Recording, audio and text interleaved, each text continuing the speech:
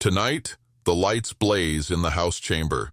The president stands before the country, and the eyes of a restless nation watch every gesture, every word. What hangs in the balance is not just a policy or a party's plan. It is the soul of the republic, tested yet again by hardship and doubt. Stay with me. Think of an American family in their living room, huddled around the TV. Mother and father, tired from work. Their children curious and perhaps a little anxious as the camera pans to that grand hall in Washington. Millions ask, will this be the night when leaders speak plainly, take responsibility, and offer hope based on honest work? Or just another parade of slogans and clever blame? America does not thrive on empty speeches. She grows strong when her people, leaders and citizens alike, face facts together and rise to do the hard thing. Tonight, President Trump, under the world's glare, will speak of jobs, the cost of living, and the fate of trade. But all around, doubts sit heavy. Look at the numbers. Unemployment figures do not fill the pantry. Approval is low. Trust is bruised. Supreme Court rulings, tariffs tossed aside, and the rules of the game seem to shift by the week. Picture a factory worker at the end of a long day, wallet thin after groceries and rent, wondering who in Washington remembers what life is really like. The first big question rises. Will this address go beyond the surface, beyond sharp words and applause lines? Or will it be a mirror of old habits, each side cheering its half while the house burns slow? Now pause. I have seen moments like this before. America, in the midst of real struggle, looks to her leaders, but is called to something greater, to summon the strenuous spirit that built this land. I tell you plainly, the Republic does not need another night of clever talk. She needs courage on the part of her leaders and grit in the hearts of her people. Every dollar lost to higher prices, every job shipped away, every law changed or weakened by power games, these are not distant troubles. They are weights on the backs of families in every town and city. Imagine a diner at breakfast, coffee cooling beside a sheaf of bills, a neighbor across the booth murmuring about the state of things.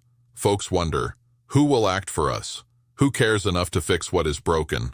Now the chamber quiets, the president begins. Words fill the room, promises spin in the air. But here's the second great question. Will the president and Congress admit the pain behind the numbers, the fear of a pink slip, the strain of a mortgage unpaid, the cost of a child's medicine rising each month? Think of the Supreme Court steps, broad and cold, where judges handed down rulings on tariffs, shifting the tools of government, drawing new maps of what a president can do. Rules change, but the needs of regular people do not. Will those in power rise to meet the new shape of the law with humility, with fresh effort, or settle for blame and complaint instead? Every administration blames the last. Every Congress points across the aisle. But only honest confession gives strength, and only deliberate action brings change.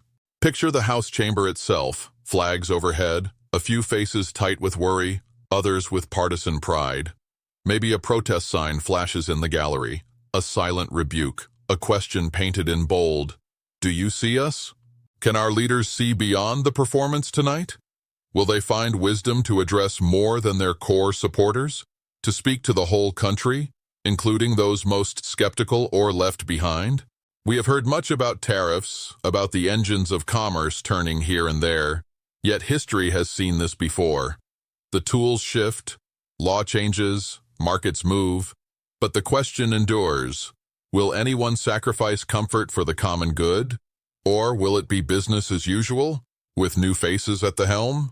Imagine a young Marine, uniform pressed, watching from the back row, hearing talk of foreign threats, wondering if tonight's words mean new orders tomorrow, or only applause for the cameras. Each promise made from that stage tonight, every applause line, must stand the test of simple honesty. Can it be kept, and is it aimed higher than winning the day's headlines? Let us not forget, the Republic cannot be laid up as a prize for whichever team shouts the loudest. At moments like this, with tempers high and division deep, every citizen is called to remember, America's strength is her unity. Think now of a small-town teacher, tired but proud, turning off the television and heading to grade papers, wondering if her students will know a country that keeps faith with regular people. So I put before you the next great question, the one that outlasts any single speech. What kind of republic are we willing to build? One of honest work, shared sacrifice, and steady courage? Or one that leaves our neighbors to face it all alone? We cannot answer by waiting for a single leader to deliver us, nor by letting impatience harden into cynicism. The health of the republic depends on what we all do, at the polls, at home, at work. Stay with me now. As that applause fades, let us remember. The test before us is never found in speeches alone. It lives in the habits of our common life, in quiet choices, unseen efforts, and those moments when no spotlight burns and no camera rolls. I ask you to picture a main street just before sunrise. The shopkeepers sweep their stoops, a young man shifts boxes in a grocery store, and a city worker straightens the flag at the courthouse. These are small things, but they add up to the mighty labor that keeps a nation upright. Tonight's address, it holds all the thunder of our politics, but underneath, every one of us feels a steady pull, a kind of question humming in the bones of American life. Will things get better? Will I be seen, respected, protected, not just in word, but in deed? Imagine a family farmer, hands rough from years in the soil, standing at the edge of his land. He hears news of new policies, changing rules, and wonders if his work will be worth more or less when the season ends. He is not just asking for profit. He is asking for fairness and a chance to build a life worthy of his sacrifice. And take the nurse on the night shift, her feet aching, eyes rimmed red beneath her mask.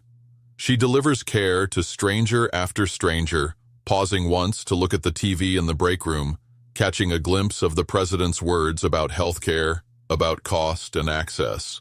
She knows that speeches do not treat wounds. Only neighbors, working together, can do that. We must not forget, not for a moment, that every law debated tonight sends ripples far beyond those marble halls. In a small town, a mother packs her son's lunch, counting the dollars left at week's end, weighing the news about jobs and taxes and thinking, what will tomorrow bring for my boy? Think now of our veterans, some young, some stooped with age, listening for promises of respect and support, for more than hollow thanks. Picture a medal on the dresser, beside a stack of medical bills. They look to their leaders to honor duty with action, not lip service. And what of the small business owner, nervous in an uncertain economy, watching his door for customers who may or may not come? He wants only a fair field, rules that are clear, and rulers that keep their word. The speech may promise growth, but he knows that the true test is whether anyone will listen if his voice shakes, or if his shop closes. As we watch, some see hope, others feel anger, still others just shake their heads, tired of all the noise. America's greatness is not the product of men and women who gave in to fatigue, nor those who howled at every flaw but never set a hand to repair.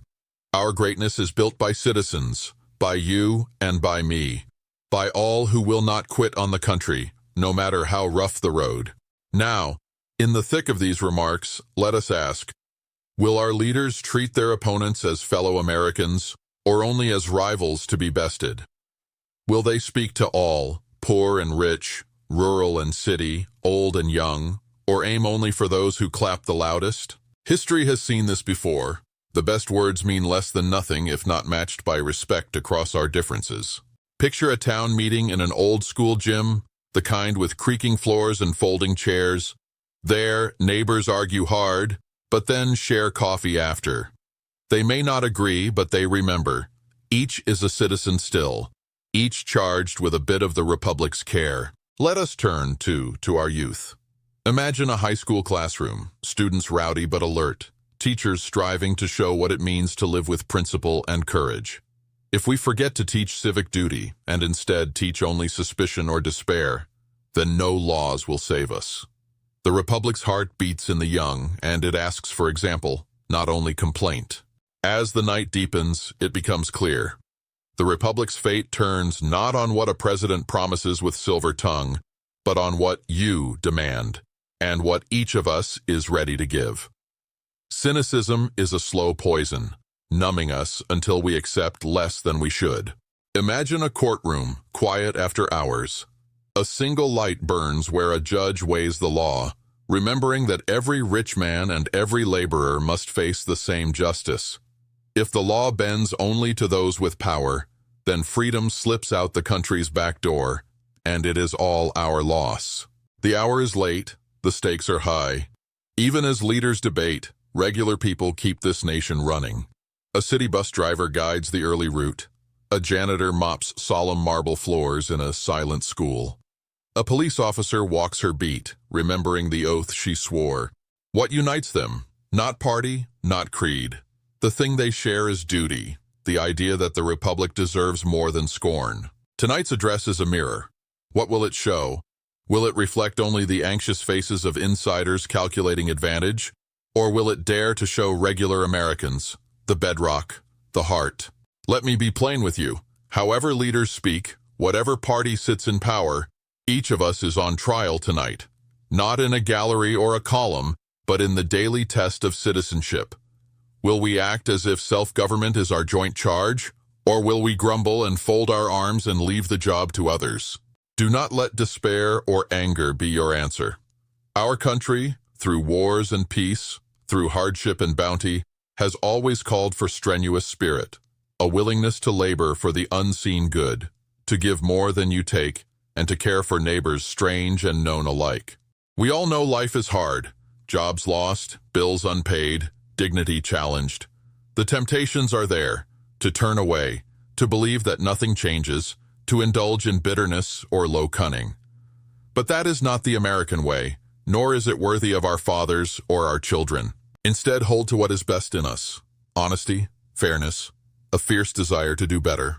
Tonight, as the president finishes his message and lawmakers begin their slow exit from the chamber, ask yourself, does my life bear witness to the virtues for which I hope my leaders will stand?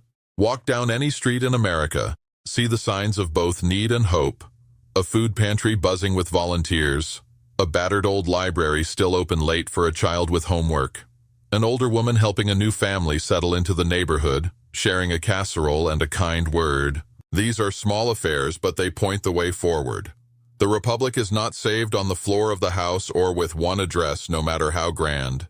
She is saved in 1,000 humble places by people with no titles who do the work nobody cheers. Think of a neighbor clearing snow from the sidewalk before dawn, a father sitting up late, helping with math homework after an extra shift, a group of citizens cleaning up a park so their kids might have a green field.